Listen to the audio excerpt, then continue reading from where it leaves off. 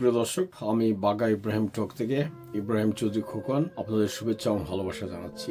আজকে ভিডিওটি রেকর্ড করতেছি, সেটা 2 ডিসেম্বর। আমরা দেশের বাইরে থাকি, দেশের রাজনীতি, দেশের বিষয় আশয় আমরা অ্যাভয়েড করতে পারি না। আজকে কয়েকদিন থেকে আমরা জানি যে সাবেক প্রধানমন্ত্রী খালেদা জিয়া চরম অসুস্থ। তার জীবন মৃত্যুর সন্ধিক্ষণে যাকে বলা যায়, তিনি পরিণত বয়স, তিনি দেশের বর্ণাঢ্য রাজনৈতিক জীবন, দেশের প্রধানমন্ত্রী এবং আমাদের সামনে তার রাজনৈতিক উত্থান। আমরা আমাদের জীবনে সে মুক্তিযুদ্ধ পরবর্তী সময়ে মুক্তিযুদ্ধের মধ্য দিয়ে আমরা যে দেশে প্রবেশ করি, সেই দেশে আমাদের আজকের এই 54 বছরের যে অত্যন্ত সব সাথে আমরা জড়িত ছিলাম। আমাদের সামনেই একজন গৃহবধূ থেকে তিনি রাজনৈতিক নেত্রী হয়ে ওঠেন। তার রাজনীতি নিয়ে অনেক ভালো কথা বলা যাবে, খারাপ কথা বলা যাবে, সমালোচনা করা যাবে। রাজনীতিতে যারা আসেন, যারা করেন, তারা এসব মেনেই আসেন এবং এই পৃথিবীর খুব কম রাজনীতিবিদই আছেন তাদের রাজনৈতিক কর্মকাণ্ডের জন্য কখনো সমালোচনা হয় না। সমালোচনা হবে এবং বাংলাদেশের মতো রাজনীতির উত্থাল পতনের দেশে, বন্ধুর রাজপথ, সেই পথে একজন খালেদা জিয়াকে নানানভাবে সমালোচনা করা হবে। ইতিহাসও তার প্রতি অনেক সময় সদয় হবে, অনেক সময় নির্দয় হবে। এবং একজন রাজনৈতিক কর্মী হিসেবে আমরা কাজ করেছি। আমাদের রাজনীতি আমরা নিজেরাই কতটা সঠিক ছিলাম এসব ফিরে দেখার সময় এখন, বা আমরা ফিরে দেখি। কিন্তু সমস্ত রাজনৈতিক জীবনে দীর্ঘ সময় বিএনপি এবং খালেদা জিয়া ওনাদের রাজনীতির বিরোধিতা করেই রাজনীতি করেছি। রাজনীতির একজন কর্মী হিসাবে বিরোধিতাই করেছি, কিন্তু আমার বিরোধিতায় রাজনীতির কিছু আসে যায় না। আমি আমার অবস্থানটা বললাম, কিন্তু কয়েকদিন থেকে এই বিদেশ থেকে যেটা দেখতেছি যে তার মৃত্যুকে নিয়ে কিছু মানুষের, তিনি হাসপাতালে, তার জীবন সংকটে, কিন্তু এই বিদেশেও আমরা দেখি যে এই চরম সংকটের সময় মানুষ অপপ্রচার এবং বিদ্বেষ প্রদর্শন নিয়ে ব্যস্ত। তিনি ইন্তেকাল করেছেন, তার সময় শেষ হয়ে এসেছে, এইসব সামাজিক ফেসবুকে পোস্ট দিয়ে একটা বিভ্রান্তি ছড়ানো, যেমন মৃত্যুর জন্য কেউ অপেক্ষা করতেছে। আমরা যারা বিদেশে থাকি, সভ্য সমাজে থাকি, মানুষ এই সময় এটা খুবই স্পর্শকাতর। রাজনীতিবিদ হন আর যেই হন, এই সমস্ত স্পর্শকাতর বিষয়ে পশ্চিমা সমাজের থেকেও আমি দেখলাম যে আমাদের অনেকেই পরিচিত স্বজন, বন্ধু বান্ধব, তাদের মাঝে সাংস্কৃতিক বোধটা জেগে ওঠে নাই। ভুয়া সংবাদ প্রচার করা, খালেদা জিয়া নেই, এ ধরনের ফেসবুক পোস্ট একাধিকবার হয়েছে। খালি খালেদা জিয়াকে নয়, আমরা জনারা তুফাইল আহমেদকে নিয়ে কতজনই মাসেক দিন আরো বেশি সময় থেকে ইন্না লিল্লাহি, তিনি মৃত্যু করেছেন, তার জানাজার সময় পর্যন্ত ঘোষণা হয়েছে। অথচ এসবের কোনো ভিত্তি নেই। কেন যে মানুষ এগুলো করে? এবং আমি মনে করি যে কিছু উচ্ছ্বাস, দৃষ্টি আকর্ষণ প্রিয় মানুষের একটা নিচু সংস্কৃতির কাজ এটা। কিন্তু যখন আমি দেখি যে আমরা যাদের সাথে উঠা বসা করি, তারা অনেকেই, যাদেরকে বিশ্বস্ত মনে করি, তারা অনেকে এইসব কাজ করতেছেন।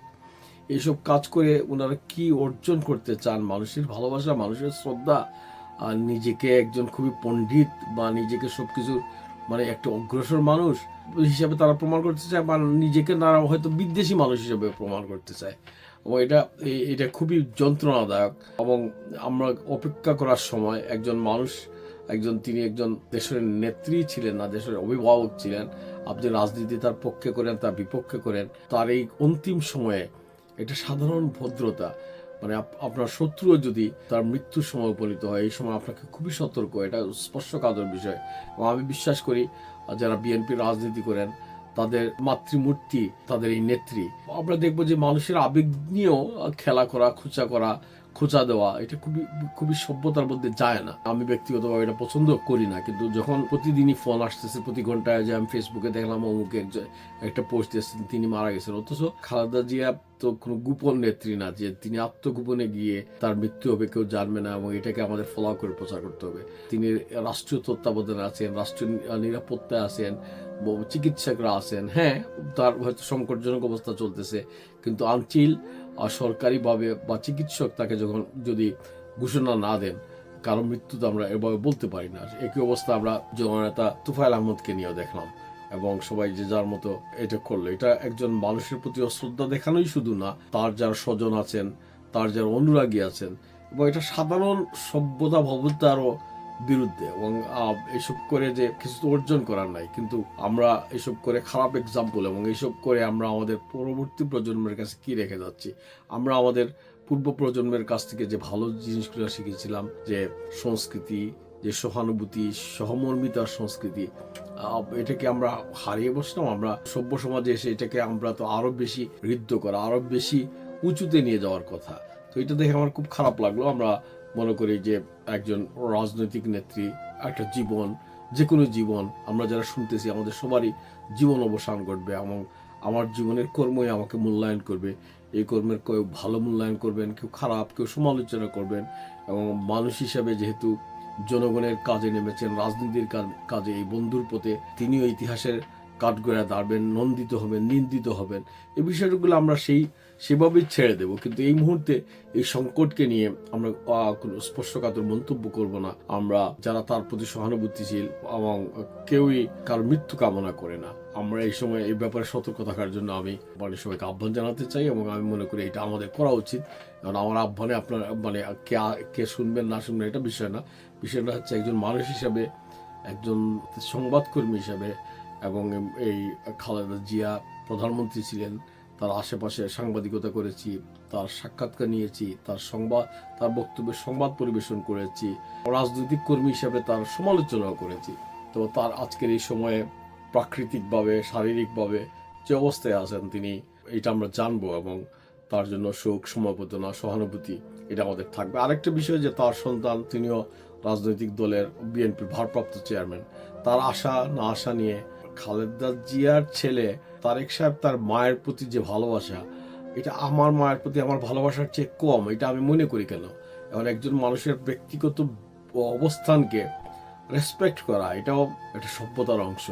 এটা তার ব্যক্তিগত সিদ্ধান্ত, তিনি কখন আসবেন বা আসতে পারবেন না, অথবা তার এই আসার আর না আসার বিলম্বের জন্য কি বিষয়ে কাজ করতেছে, কতটা তিনি বলবেন, কতটা বলবেন না, এটা তো একজন মানুষের ব্যক্তিগত সিদ্ধান্ত। এবং সিদ্ধান্তকে আমি সমালোচনা করতে পারি রাজনৈতিকভাবে, রাজনৈতিক সময়ে, কিন্তু এটা আমি মনে করি এই সময় এইসব বিষয়ে সমালোচনাটা করাটাও খুব একটা ভালো নজরে দেখার কোনো কারণ নেই। এটা অন্তত আমরা যে সমস্ত দেশে থাকি, নিজেকে যে সমস্ত সভ্য দেশের এখন নাগরিক মনে করি, আমরা যে সভ্য দেশ থেকে এসেছি, আমাদের একটা পারিবারিক, সামাজিক, সাংস্কৃতিক ঐতিহ্য বাংলাদেশিদেরও আছে। আমরা মানুষের এই দুঃসময় নিয়ে খেলা করি না। এখন আমার মায়ের সুস্থতার সময় আমার মন যেভাবে বিগলিত হয়েছিল কান্নায়, একজন রাজনৈতিক নেতার তারও একইভাবে হয়। তিনি একজনের সন্তান, যেমনি একজনের স্বামী, একজনের বাবা, তারপর সাথে আমার রাজনৈতিক বিরোধ থাকতে পারে। সেই বিরোধের মাঠে ভালো করে বলবো। একজন সংবাদকর্মী হিসাবে তার রাজনৈতিক কর্মকাণ্ড বা তার যে কোনো সিদ্ধান্ত বা এখনকার সিদ্ধান্ত সমালোচনা করব।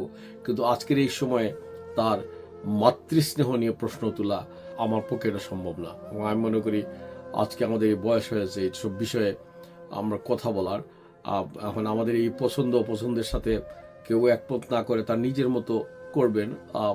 এবং একজন মৃত্যু পদযাত্রী মায়ের সুখে বিপুল একজন রাজনৈতিক নেতা, তার সংকটকে নিয়ে আমরা পরিহাস করব, এটাও এটা হয়তো রাজনীতির নিষ্ঠুরতায় কতটা সঠিক, এটা যারা সেই রাজনীতি করেন তারাই বুঝবেন। এবং এটার কোনো রাজনৈতিক ফলাফল বা রাজনৈতিক যে রেজাল্ট, এটা রাজনীতিবিদরাই দেখবেন এবং তার অনুসারীরাই সেটা বিবেচনা করবেন। কিন্তু এই মুহূর্তে আমি মনে করি না এটা নিয়ে তারেক জিয়াকে আমরা হামলে পড়বো তার উপরে।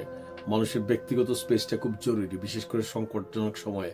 এবং আমি মনে করি যে এই আজকে তারেক জিয়া এবং খালেদা জিয়া, তাদের জীবনে আমরা যদি গত 15-16 বছরের ইতিহাস দেখি, তারা রাজনীতি করতে এসে একটা পরিবারের ছিন্ন ভিন্ন হওয়া, রাজনীতিতে তাদের কন্ট্রিবিউশন, তাদের পারা না পারা, এসব বিবেচনা করে দেখলে এটা একটা সংকটজনক সময় তাদের জীবনের।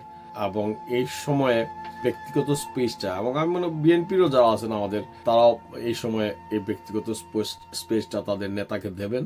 এবং আমি মনে করি রাজনীতি আমরা পাবো, রাজনীতিতে আমরা সমালোচনা করব। হয়তো তারেক জিয়া ভালো কাজ করবেন, হয়তো বা করবেন না, এটা আলোচনার সময় এটা না। এই সময় একজন মায়ের মৃত্যু পদযাত্রায় দাঁড়িয়ে একটা ছেলের আকুতি এবং হাহাকারকে আমরা নিজের মনে করে বিবেচনা করব।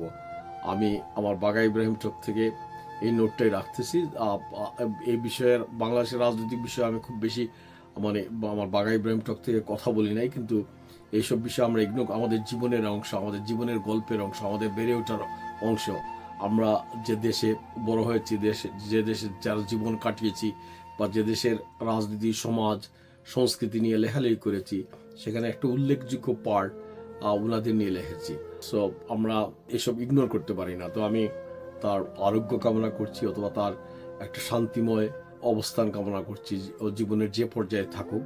এবং তার পরিবারের যারা আজকের এই ব্যথাতুর সময়ে তাদের ব্যক্তিগত সিদ্ধান্তকে আমরা শ্রদ্ধা করে আমরা কথা বলার আহ্বান জানাচ্ছি এবং আমি নিজেই কথা বলছি সেটা। সবাই ভালো থাকুন। আমি বাঘা ইব্রাহিম টক থেকে আপনাদের আবারও শুভেচ্ছা ও ভালোবাসা জানাচ্ছি। পরবর্তী কথাবার্তা নিয়ে পরবর্তী অনুষ্ঠানে দেখা হবে। সবাই ভালো থাকবেন। Subscribe now and press the bell icon. Never miss an update.